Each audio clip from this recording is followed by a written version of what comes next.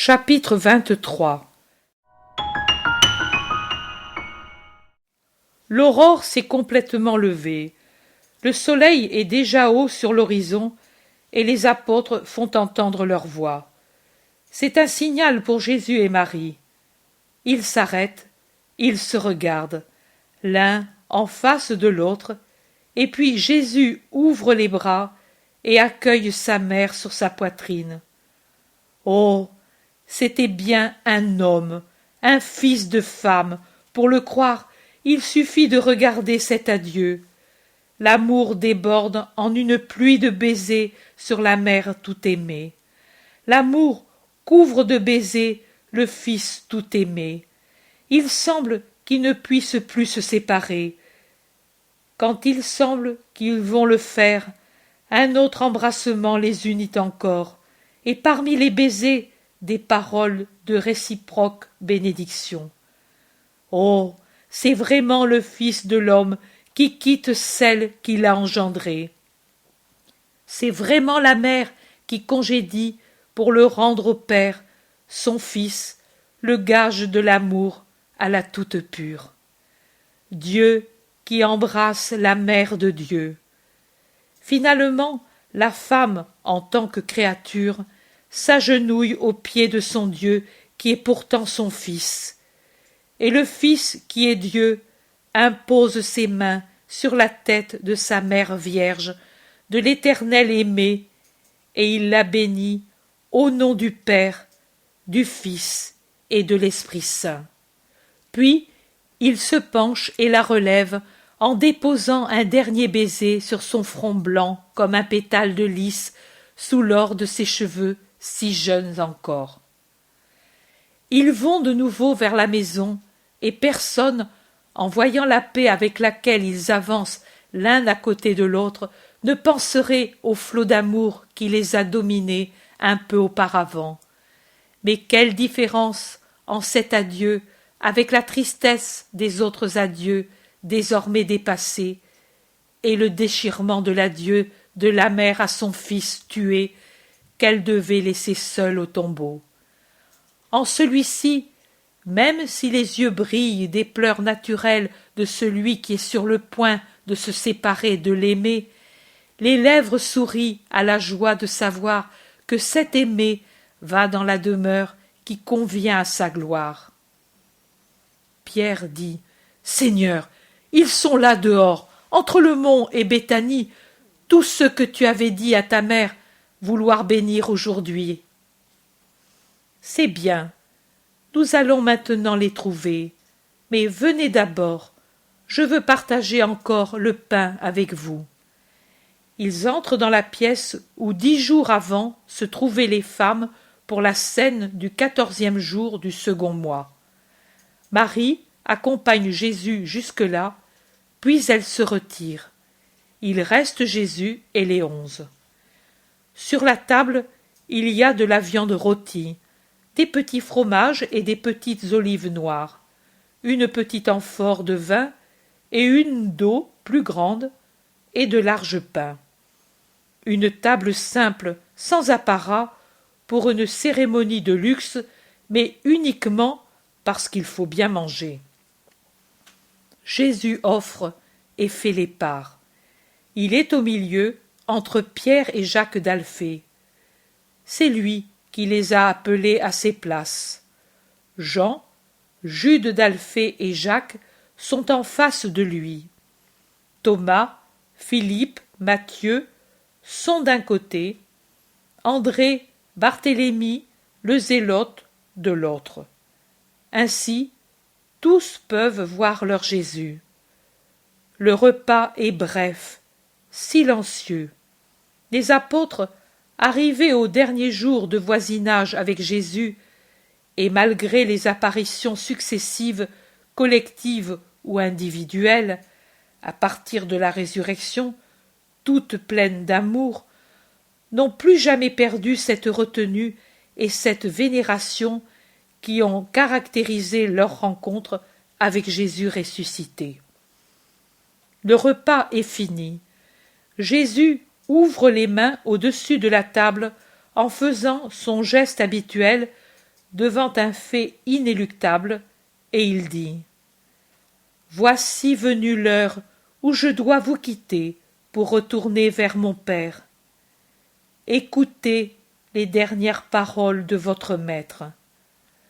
Ne vous éloignez pas de Jérusalem pendant ces jours. Lazare, à qui j'ai parlé, a pourvu une fois encore à réaliser les désirs de son maître, et il vous cède la maison de la dernière scène pour que vous ayez une demeure où réunir l'assemblée et vous recueillir en prière. Restez là, à l'intérieur, pendant ces jours, et priez avec assiduité pour vous préparer à la venue de l'Esprit Saint, qui vous complétera pour votre mission. Rappelez-vous que moi, qui pourtant étais Dieu, je me suis préparé par une sévère pénitence à mon ministère d'évangélisateur. Toujours plus facile et plus courte sera votre préparation. Mais je n'exige pas autre chose de vous. Il me suffit seulement que vous priez assidûment, en union avec les 72 et sous la conduite de ma mère, que je vous recommande avec l'empressement d'un fils. Elle sera pour vous une mère et une maîtresse d'amour et de sagesse parfaite. J'aurais pu vous envoyer ailleurs pour vous préparer à recevoir l'Esprit Saint, mais je veux au contraire que vous restiez ici, car c'est Jérusalem négatrice qui doit s'étonner de la continuation des prodiges divins donnés pour répondre à ces négations. Ensuite, l'Esprit Saint vous fera comprendre la nécessité que l'Église surgisse justement dans cette ville qui, en jugeant humainement, est la plus indigne de la posséder. Mais Jérusalem, c'est toujours Jérusalem, même si le péché y est à son comble, et si c'est ici que s'est accompli le déicide. Cela ne servira à rien pour elle. Elle est condamnée. Mais si elle est condamnée, tous ses habitants ne le sont pas.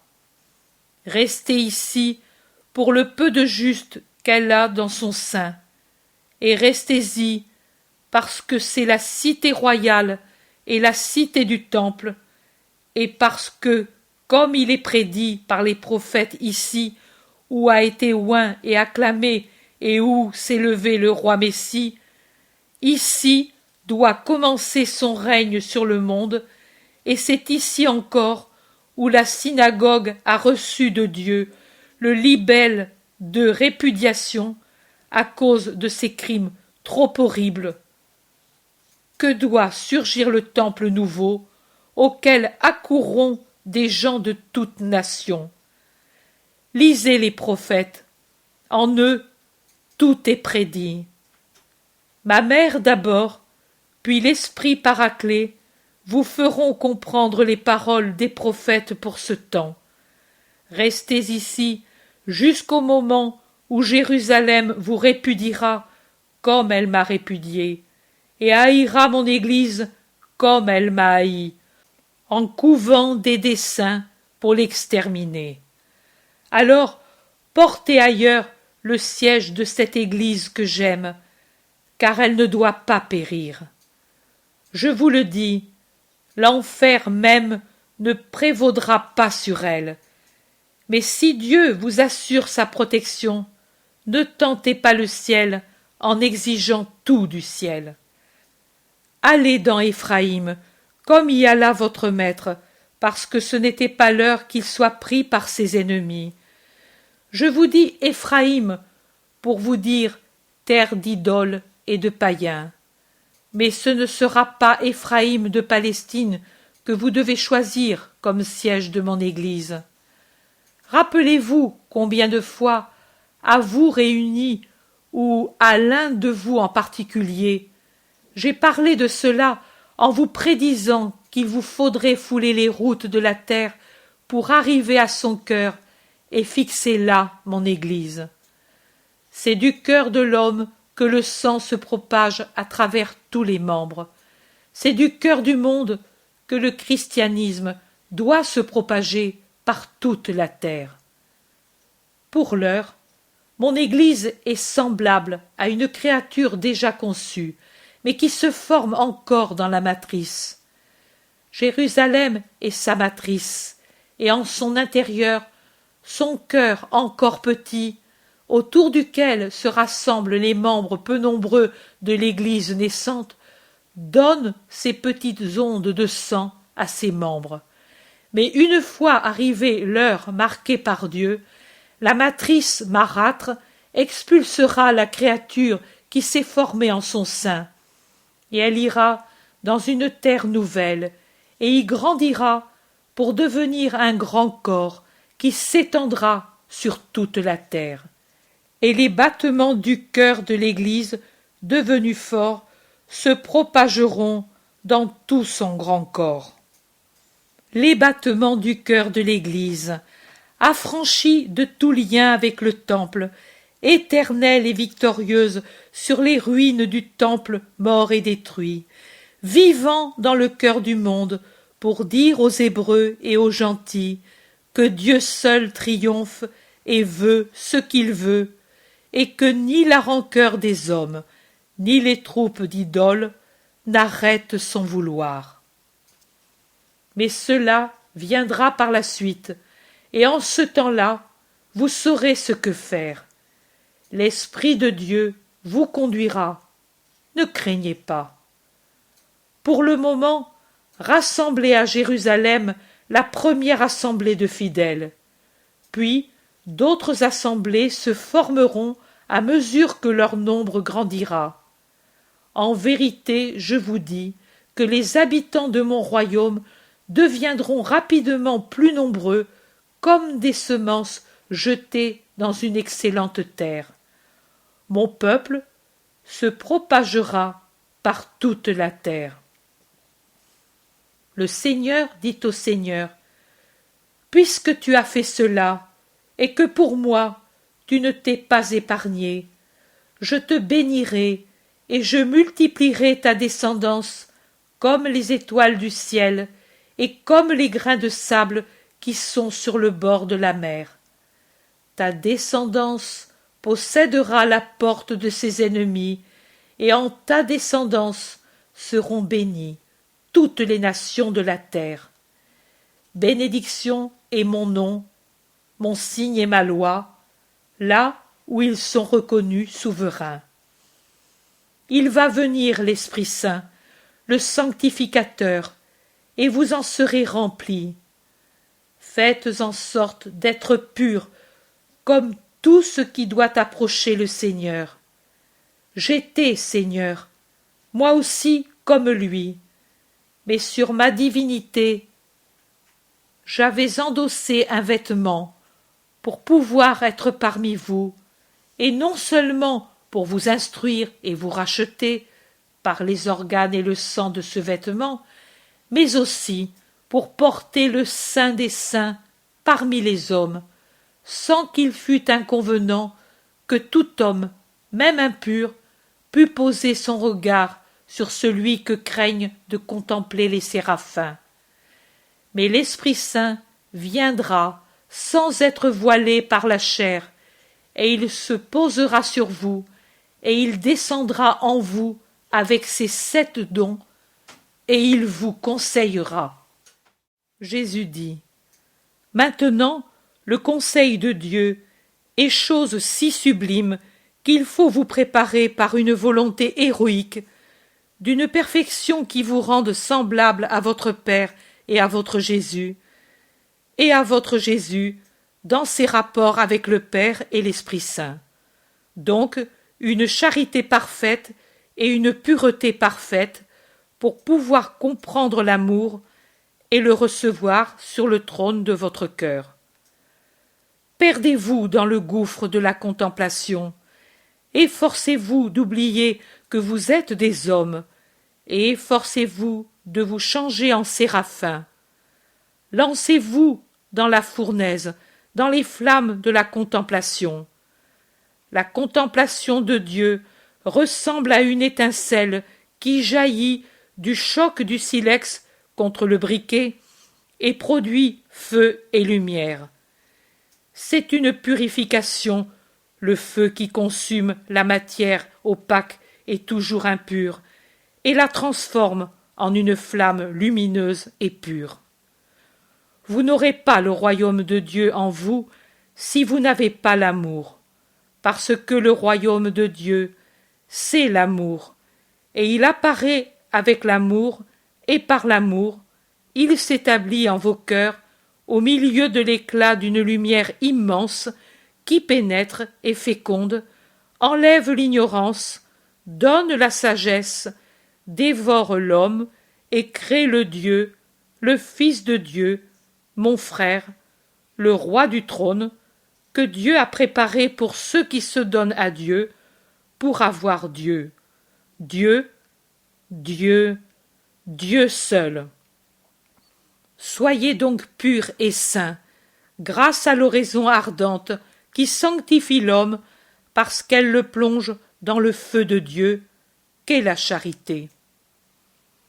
Vous devez être saints, non pas dans le sens relatif que ce mot avait jusqu'alors, mais dans le sens absolu que je lui ai donné en vous proposant la sainteté du Seigneur comme exemple et comme limite, c'est-à-dire la sainteté parfaite. Chez nous, on appelle saint le temple, saint l'endroit où est l'autel, saint des saints le lieu voilé où se trouve l'arche et le propitiatoire.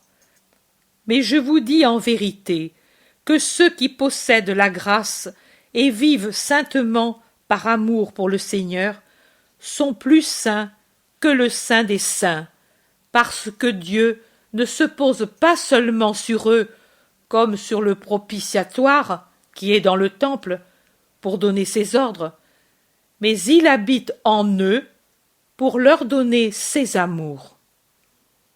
Vous rappelez-vous mes paroles de la dernière scène? Je vous avais promis alors l'Esprit Saint. Voilà qu'il va venir pour vous baptiser, non plus avec l'eau, comme Jean l'a fait avec vous pour vous préparer à moi, mais avec le feu, pour vous préparer à servir le Seigneur comme il le veut de vous. Voilà que lui va être ici, d'ici peu de jours, et après sa venue, vos capacités croîtront sans mesure, et vous serez capable de comprendre les paroles de votre roi, et de faire les œuvres que lui vous a dit de faire, pour étendre son royaume sur la terre. Reconstruiras-tu alors, après la venue de l'Esprit Saint, le royaume d'Israël? Lui demande-t-il en l'interrompant. Il n'y aura plus de royaume d'Israël, mais mon royaume, et il s'accomplira quand mon Père a dit. Il ne vous appartient pas de connaître les temps et les moments que le Père s'est réservés en son pouvoir, mais vous, en attendant, vous recevrez la vertu de l'Esprit Saint qui viendra sur vous, et vous serez mes témoins à Jérusalem, en Judée et en Samarie, et jusqu'aux confins de la terre, en fondant des assemblées, là où des hommes sont réunis en mon nom, en baptisant les gens au nom très saint du Père, du Fils et de l'Esprit Saint, comme je vous l'ai dit, pour qu'ils aient la grâce et vivent dans le Seigneur, prêchant l'Évangile à toutes les créatures, enseignant ce que je vous ai enseigné, faisant ce que je vous ai commandé de faire. Et je serai avec vous tous les jours jusqu'à la fin du monde. Et je veux encore ceci, qu'à présider l'assemblée de Jérusalem, ce soit Jacques, mon frère. Pierre, comme chef de toute l'Église, devra souvent entreprendre des voyages apostoliques, parce que tous les néophytes désireront connaître le pontife, chef suprême de l'Église. Mais grand sera l'ascendant que sur les fidèles de cette première Église aura mon frère. Les hommes sont toujours des hommes, et ils voient en hommes. il leur semblera que Jacques me continue seulement parce qu'il est mon frère. En vérité, je vous dis qu'il est plus grand et semblable au Christ par sa sagesse plutôt que par sa parenté. Mais c'est ainsi.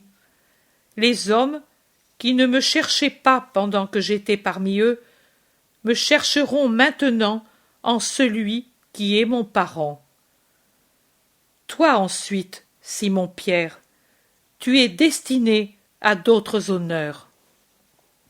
Que je ne mérite pas, Seigneur, je te l'ai dit quand tu m'es apparu, et je te le dis encore en présence de tous. Tu es bon, divinement bon, en plus que sage, et c'est avec justice que tu as jugé que moi, qui t'ai renié dans cette ville, je n'étais pas fait pour en être le chef spirituel. Tu veux m'épargner tant de juste mépris. Nous avons été tous pareils, Simon, sauf deux. Moi aussi j'ai fui. Ce n'est pas à cause de cela, mais à cause des raisons qu'il a dites que le Seigneur m'a destiné à cette place. Mais tu es mon chef, Simon de Jonas, et je te reconnais comme tel, et en présence du Seigneur et de tous les compagnons, je te promets obéissance. Je te donnerai ce que je puis pour t'aider dans ton ministère. Mais je t'en prie, donne-moi tes ordres, car tu es le chef, et moi, ton subordonné. Quand le Seigneur m'a rappelé une lointaine conversation, j'ai incliné la tête pour dire « Que soit fait ce que tu veux ». C'est ce que je te dirai du moment où, le Seigneur nous ayant quittés, tu seras son représentant sur la terre. Et nous nous aimerons en nous aidant dans le ministère sacerdotal, dit Jacques en s'inclinant de sa place pour rendre hommage à Pierre. Jésus dit « Oui, aimez-vous entre vous, en vous aidant mutuellement, parce que c'est le commandement nouveau et le signe que vous appartenez vraiment au Christ. Ne vous troublez pas pour aucune raison. Dieu est avec vous.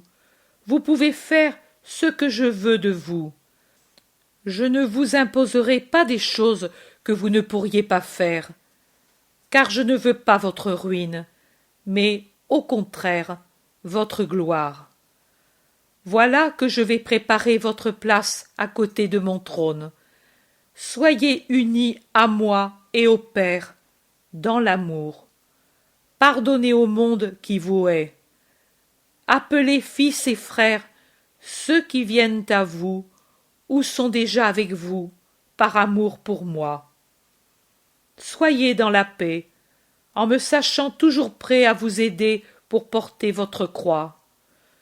Je serai avec vous dans les fatigues de votre ministère et à l'heure des persécutions, et vous ne périrez pas, vous ne succomberez pas, même si cela semblera à ceux qui voient avec les yeux du monde. Vous serez accablés, affligés, lassés, torturés, mais ma joie sera en vous, car je vous aiderai en tout. En vérité, je vous dis que quand vous aurez pour ami l'amour, vous comprendrez que tout ce que l'on subit et vit par amour pour moi devient léger, même si c'est la lourde torture du monde. Car pour celui qui revêt d'amour tout ce qu'il fait volontairement ou tout ce qui lui est imposé, le joug de la vie et du monde se change en un joug qui lui est donné par Dieu, par moi. Et je vous répète que la charge que je vous impose est toujours proportionnée à vos forces, et que mon joug est léger, car je vous aide à le porter. Vous savez que le monde ne sait pas aimer, mais vous, dorénavant, aimez le monde d'un amour surnaturel pour lui apprendre à aimer. Et s'ils vous disent, en vous voyant persécuté, « Est-ce ainsi que Dieu vous aime ?» en vous faisant souffrir, en vous donnant la douleur, alors ce n'est pas la peine d'appartenir à Dieu. Répondez. La douleur ne vient pas de Dieu, mais Dieu la permet, et nous en savons la raison, et nous nous glorifions d'avoir la part qu'a eue le Sauveur Jésus, Fils de Dieu. Répondez. Nous nous glorifions d'être crucifiés et de continuer la passion de notre Jésus. Répondez par les paroles de la sagesse. La mort et la douleur sont entrées dans le monde par l'envie du démon, mais Dieu n'est pas l'auteur de la mort et de la douleur, et il ne jouit pas de la douleur des vivants. Toutes les choses qui viennent de lui sont vie, et toutes sont salutaires. Répondez. À présent, nous semblons persécutés et vaincus, mais au jour de Dieu, les sorts sont changés. Nous, justes, persécutés sur la terre, nous serons glorieux devant ceux qui nous ont tourmentés et méprisés. Pourtant, dites-leur aussi, venez à nous, venez à la vie et à la paix. Notre Seigneur ne veut pas votre ruine, mais votre salut. C'est pour cela qu'il a donné son Fils bien-aimé, afin que vous soyez tous sauvés. Et réjouissez-vous de participer à mes souffrances pour pouvoir être ensuite avec moi dans la gloire. Je serai votre récompense extrêmement grande, a promis le Seigneur en Abraham à tous ses serviteurs fidèles. Vous savez comment se conquiert le royaume des cieux? Par la force, et on y arrive à travers de nombreuses tribulations. Mais celui qui persévère comme moi j'ai persévéré sera où je suis. Je vous ai dit quel est le chemin et la porte qui conduisent au royaume des cieux. Et moi, le premier, j'ai marché par ce chemin et suis retourné au Père par cette porte. S'il y avait une autre voie, je vous l'aurais indiquée, car j'ai pitié de votre faiblesse d'homme. Mais il n'y en a pas d'autre. En vous l'indiquant comme unique chemin et unique porte, je vous dis aussi, je vous répète, quel est le remède qui donne la force pour parcourir ce chemin. Et entrer par cette porte, c'est l'amour, toujours l'amour. Tout devient possible quand nous avons en nous l'amour. Et tout l'amour vous sera donné par l'amour qui vous aime, si vous demandez en mon nom assez d'amour pour devenir des athlètes de sainteté. Maintenant, donnons-nous le baiser d'adieu, ô mes amis bien-aimés.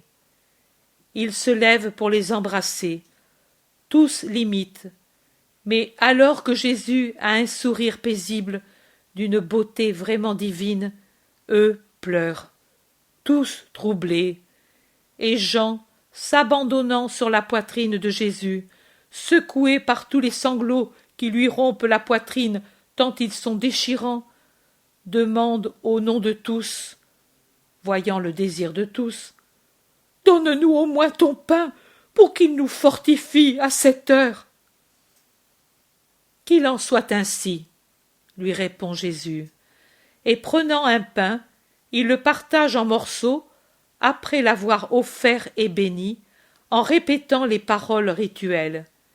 Et il fait la même chose avec le vin, en répétant ensuite « Faites ceci en mémoire de moi », ajoutant « Qui vous ai laissé ce gage de mon amour pour être encore et toujours avec vous, jusqu'à ce que vous soyez avec moi dans le ciel. » Il les bénit et dit « Et maintenant, allons. » Ils sortent de la pièce, de la maison.